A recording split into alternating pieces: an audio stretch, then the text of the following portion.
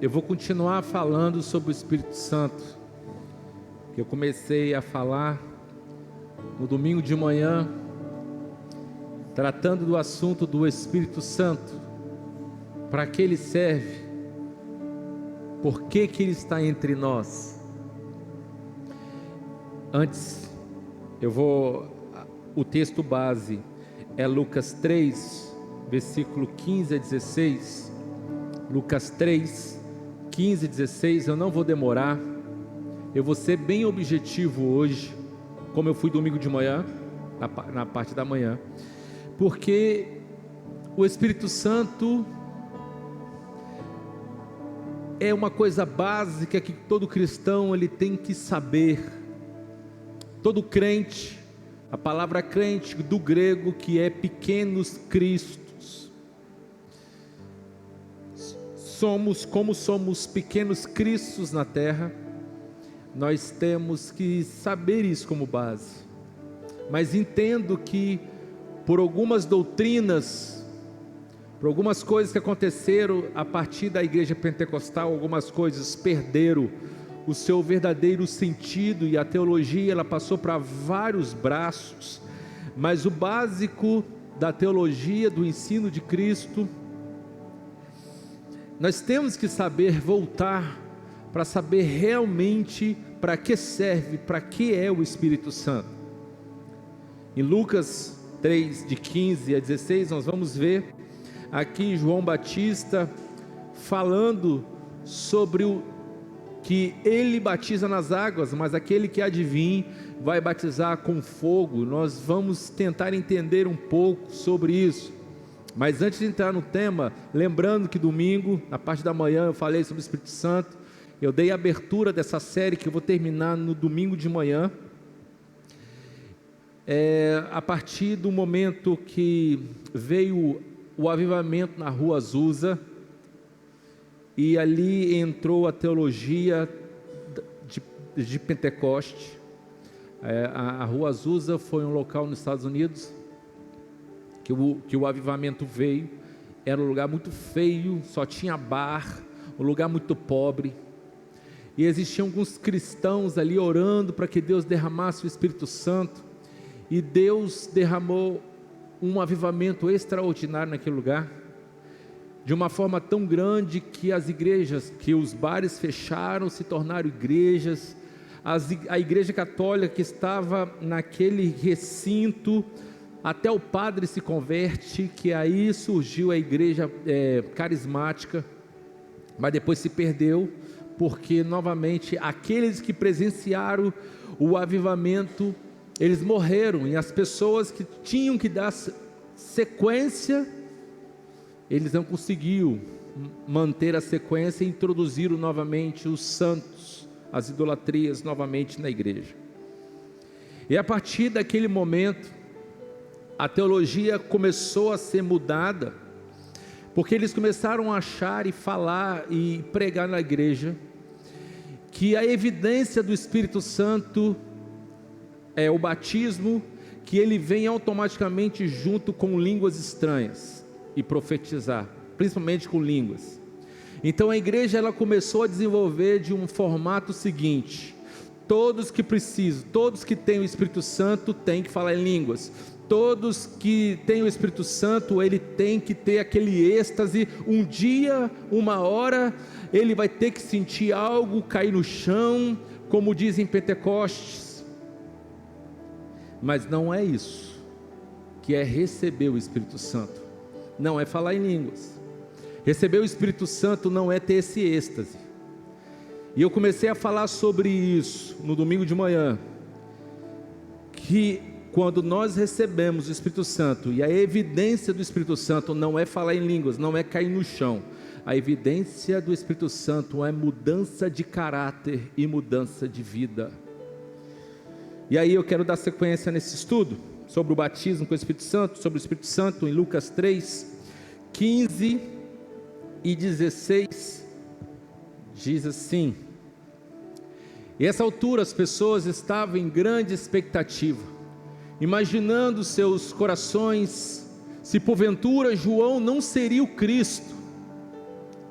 Então João esclareceu a todos: eu de fato vos batizo com água, entretanto chegará alguém mais poderoso do que eu, tanto que não sou digno sequer de desamarrar as correias das suas sandálias.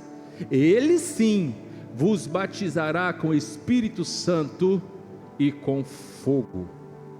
Lembrando que desde Gênesis, eu tenho falado isso, falei domingo à noite também, que a Bíblia inteira, o Velho Testamento inteiro apontava para o Messias, apontava para Jesus. Os livros do Velho Testamento sempre foram para demonstrar que Jesus era o Filho de Deus, é o Filho de Deus. Então todo mundo ficava dizendo: meu Deus, quando vai vir, quem vai ser o libertador?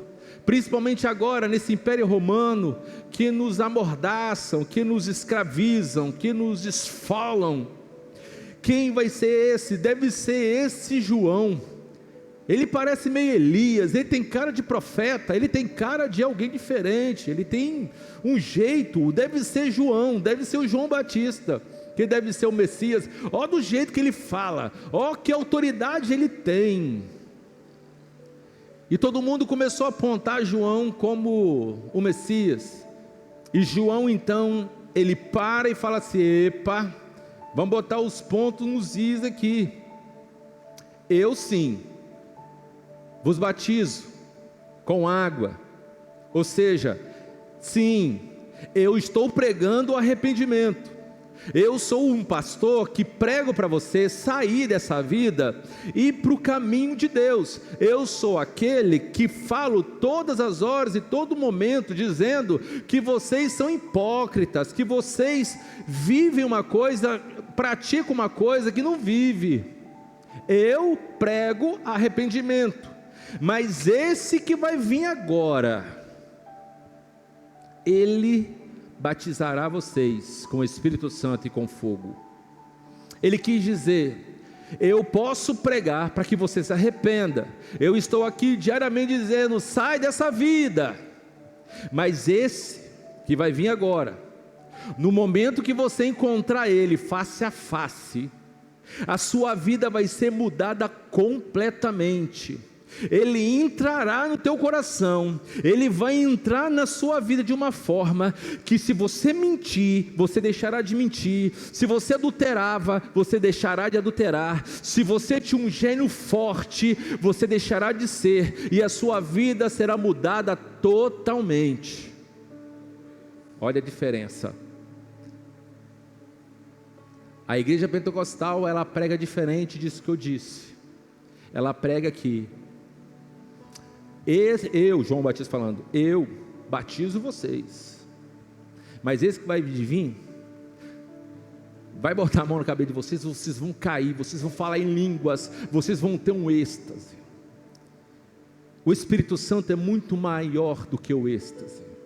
O Espírito Santo e a função do Espírito Santo, no momento que você tem um encontro com Ele, é mudar a sua vida poderosamente, da ponta do cabelo até a ponta dos pés. E eu quero falar sobre dois aspectos desse batismo com fogo para você hoje, quinta-feira, e depois eu vou falar mais um domingo de manhã. E o primeiro aspecto, o fogo que João está dizendo aqui sobre Jesus e o Espírito Santo, é esse que vai vir. Quando você tiver um encontro com ele, você será batizado com fogo. Então o primeiro aspecto é fogo. Então nós vamos ler João 8, versículo 12. João 8, versículo 12. 1 João 1, versículos 5 e 6. Então vamos lá, João 8, versículo 12. Diz assim: falando novamente ao povo, Jesus disse: eu sou a luz do mundo, quem me segue nunca andará em trevas, mas terá a luz da vida. 1 João 1, versículos 5 e 6 diz: Esta é a mensagem que dele ouvimos e transmitimos a vocês. Deus é a luz, nele não há trevas alguma. Se afirmamos que temos comunhão com ele, mas andamos nas trevas, mentimos e não praticamos a verdade. 1 João 1,7: se porém andarmos na luz, como ele está na luz, temos comunhão um com os outros, e o sangue de Jesus, seu Filho, nos purifica de todo o pecado. Quando nós então recebemos Jesus como seu único e suficiente Salvador, de verdade, nós temos a luz. O fogo aqui não é fogo de queimar. Aqui não está falando que se encostar em você vai pegar fogo. Se ele orar, alguém vai cair. O sentido no grego aqui, ele está falando de fogo para iluminar. E por isso que eu li esses versículos, que todos eles falam de luz. Eu sou a luz do mundo. Ou seja, quem recebe Jesus e automaticamente o Espírito Santo, ele não vive nas trevas, ele não vive como um vampiro que só sai à noite porque tem medo de mostrar quem verdadeiramente ele é. Ele é transparente, ele não tem nada aonde se esconder e para que se esconder. Quem recebe o Espírito Santo, além de nada ter nenhum, como diz aí, né, o ditado, rabo preso, com alguém, com ciclano, com fulano, com o emprego, com a prefeitura, com os contratos que assinam. Quem recebe o Espírito Santo, ele é verdadeiro, ele é o tal do ou sim ou não. Ele é transparente, ele não tem medo de falar a verdade. Ele anda na luz, porque Jesus é a luz do mundo. Quem anda com Jesus e tem o Espírito Santo, se ele está na luz, ele não tem, como eu posso dizer, incertezas por onde ele anda, porque está bem iluminado. Crentes que não sabe se vai para a direita, para a esquerda, não sabe o que faz, ele não está andando na luz, porque o Espírito Santo dentro de um cristão, ele ilumina, ele sabe aonde ele pisa, ele tem paz naquilo que faz. Outra coisa, quem da época aí do culto de quarta-feira, dos encontros, você reparou que quando o demônio manifesta o que ele faz, ele não olha para a gente de jeito nenhum, ele abaixa a cabeça, ele não consegue. Eu tenho astigmatismo. Se eu estiver no meu quarto escuro na hora de dormir lá, acordei e abri a janela, quem tem astigmatismo sabe o que é. É horrível, não é? Quem tem astigmatismo sabe, odeia a luz. É assim que Satanás, quando ele manifesta e tenta olhar para a gente que está expulsando o demônio dele. Quando nós temos o fogo do Espírito Santo, aonde a gente pisa, as pessoas veem o caminho. Aonde você trabalha, você tem uma luz tão forte, não é essa luz do cosmo, que nem muita gente prega, é uma luz, é uma certeza daquilo que fala. Quando você abre a boca, as pessoas param para olhar você e diz assim: nossa, eu nunca pensei nesse ângulo. Gente, tem hora assim, é uma coisa impressionante. Mas isso sempre foi assim, não foi por causa da psicologia não. Uma das coisas que o Senhor, Ele me deu de muito cedo, é um dom dele mesmo de aconselhamento. E aí a gente às vezes recebe frente a frente, e alguém pede um conselho tão difícil, para a gente tentar dar alguma palavra, um conforto. E aí a gente sente o Espírito Santo falando para a gente, a pessoa que está no lado fala assim: meu Deus, é mesmo, eu nunca tinha parado para pensar, eu nunca parei para analisar. Ô Leidson, você é muito sábio. Aí eu fico por dentro, se ele soubesse que não sou eu que estou falando agora, que eu estou falando aqui por impulso, mas é o Espírito Santo. Quando nós temos o Espírito Santo, aquilo que quando nós abrimos a boca, aquilo que a gente fala, a pessoa que está no outro lado, é esclarecido por uma iluminação. Como diz o texto, em 1 João 1, versículo 7, se porém andarmos na luz como Ele está na luz, temos comunhão um com o outro. Quem é cheio do Espírito Santo, não precisa falar em línguas. Quem tem o Espírito Santo, não precisa profetizar. Mas a Bíblia diz que quem tem o Espírito Santo, ele tem comunhão com todos. Diz amém? É muito mais fácil a visão pentecostal, não é? Eu vou receber o Espírito Santo, eu vou falar em línguas e tá bom, já está tranquilo, já falei em línguas, está tudo certo. Mas quem é batizado com o Espírito Santo não vive brigando com o vizinho, com o irmão de igreja, com o pai, com mãe, com o irmão, com o marido, com a esposa, porque ele é a luz, e antes da treva entrar, a luz que está nele espanta todas as trevas e escuridão. Amém?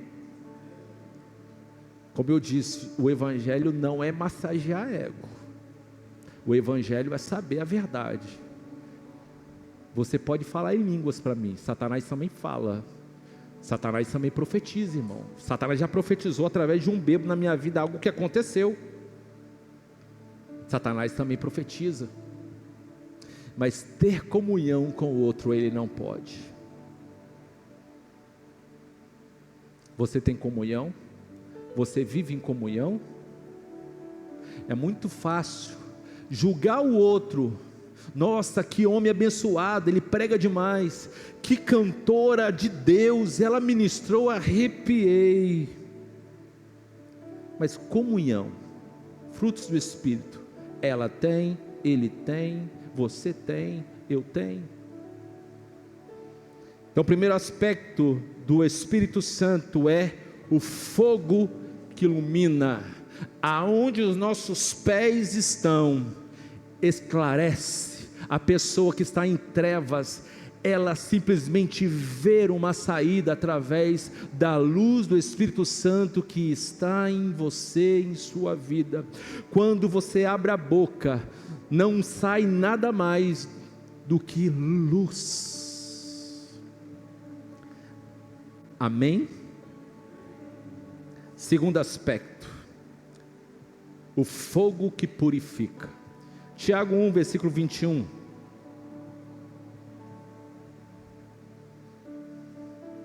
Quando nós recebemos o Espírito Santo, nós recebemos o fogo que purifica. Tiago 1, versículo 21, diz assim a palavra do Senhor: portanto, livrando-vos de todo tipo de impureza moral e aparência de maldade, recebei humildemente a palavra em vós, implantando a qual é poderosa para salvar a vossa vida. Novamente, portanto, livrando-vos de todo tipo de impureza moral e aparência de maldade, e recebei humildemente a palavra em vós, implantando a qual é poderosa para salvar a vossa vida. Aqui ele está falando, livrando-se de todo tipo de impureza moral e também aparência de maldade. Aqui está dizendo Tiago, aqui em Tiago, que quando nós recebemos o Espírito Santo, além da impureza moral, se a gente mentia, a gente para de mentir, se a gente fofocava, a gente para de fofocar, se a gente dava golpe nos outros, a gente parava de dar, se a gente fazia coisas horríveis para a sociedade, a gente para de fazer. Mas aqui está dizendo também sobre a aparência de mal, carrancudo, nervoso, ninguém pode chegar perto da gente. Ou seja, quando nós recebemos o fogo do Espírito Santo, até a nossa aparência muda. Ela muda. Se você não mudou, se você olha para trás, as pessoas falam a mesma coisa daquilo que você era antes, e fala a mesma coisa hoje, a sua aparência não mudou. E se você então não mudou, o Espírito Santo não habita em você. Não habita em você. Quer ver uma coisa que mudou? Eu era sou ainda, muito tímido, muito tímido. Quando eu recebi o Espírito Santo, essa timidez, ela já não mais me impedia de estar aqui no púlpito. Ficava nervoso, é claro, nós somos humanos. Preparava um sermão para pregar com 4 tópicos, eu conseguia falar 1,5, o resto me embananava todinho. Isso é normal, mas a timidez não me impedia de estar aqui. Não me impedia mais de fazer a obra de Deus. Então, quando nós recebemos o fogo, além de deixarmos a impureza moral, a nossa aparência ela muda. As pessoas têm prazer de ficar perto da gente, porque ela sente paz, ela sente uma luz, ela sente que quando a gente fala, algo abre a visão para que eles possam ver uma saída. O problema é quando o crente acha que tem o Espírito Santo, habita dentro da igreja, aí chega alguém para se aproximar, para ouvir uma palavra de Deus, esse crente fala tão mal da igreja, tão mal do pastor, tão mal da pastora, tão mal do ministério de louvor, tão mal do ministério sei lá de quê, que a pessoa, em vez de ver uma luz, um calento, ela fica muito pior. Me desculpe, irmão, se você tem esse hábito de fazer isso, você não tem o Espírito Santo. Você acha, mas quem tem o Espírito Santo, ele recebe uma luz, o Espírito Santo, e o objetivo da pessoa cheia do Espírito Santo é fazer o outro bem. Se andarmos na luz como Ele está, nós temos comunhão um com o outro. Qual que é o evangelho de Satanás, irmãos? Eu falei sobre isso domingo de manhã ou domingo à noite, eu não lembro. Eu falei que o evangelho de Satanás é algo que parece ser evangelho, mas que lá no fundo é para trazer divisão. E a especialidade de Satanás é divisão, é trazer rincha, reflexões, como a serpente fez para Adão e Eva, dizendo: aqui, sabe por que Deus não quer que você coma esse negócio? Porque os seus olhos vão se abrir, você vai ser conhecedor do bem e do mal. Foi verdade, ele só conhecia o bem, mas no momento que ele comeu, ela comeu e Adão comeu o fruto, agora ela passou a conhecer o mal. Palavras que parecem ser verdade, mas que no fundo são más. Tem pessoas dentro da igreja, em vez de trazer o acalento, a luz, às vezes fala até o defeito verdadeiro do pastor. Tá certo, verdade, o pastor erra nisso mesmo, mas não era para falar para ele, porque ele é fraco na fé. Aí essa palavra que é jogada para esse irmãozinho faz ele não voltar mais para a igreja. Irmãos, quem diz que eu sou perfeito? Longe de mim. Às vezes eu sou pior que você,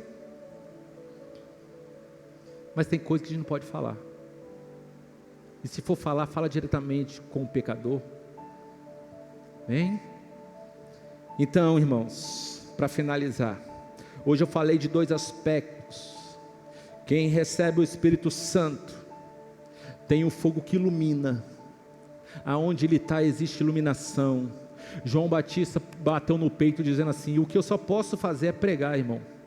Eu só posso dizer para você: se arrependa. Mas se você receber Jesus, você vai receber o Espírito Santo, e a sua vida toda vai ser transformada. Você não vai andar mais mascarado, você não vai ter nada para esconder, você vai viver diante de todos com o peito aberto, porque agora você está na luz, e quando você abrir a boca, você traz iluminação, a visão das pessoas que estão cegas vão ser esclarecidas. E o 2, que quando nós recebemos o Espírito Santo, o fogo nos purifica, e todo defeito que nós temos, que tínhamos através do primeiro Adão, a mentira, o pecado, o adultério, a luxúria, tudo isso é apagada, é purificada, de uma forma tão grande, que as pessoas que estão nos vendo, percebem a nossa mudança. Isso é o batismo com o Espírito Santo de Deus. Isso é o verdadeiro. Porque eu já fui cantor, eu já cantei profissionalmente, e eu nunca vou esquecer, uma vez, eu tinha uns 18 anos, tinha um cantor numa banda evangélica, estava famosa aí, e eu estava fazendo vocal, aí o cara pegou o microfone, profetizando, falando em línguas, as pessoas caídas no chão, aí ele fez um sinal para o tecladista mudar de música, e as pessoas no chão caídas, recebendo um êxtase, e o tecladista não estava entendendo, ele tirou o microfone e falou e xingou, palavrão, que eu não posso nem dizer aqui, nem, faz sei lá o que, sei lá o que, sei lá o que, e eu aqui atrás ouvindo isso, olhei para ele, e fiquei sem conseguir cantar.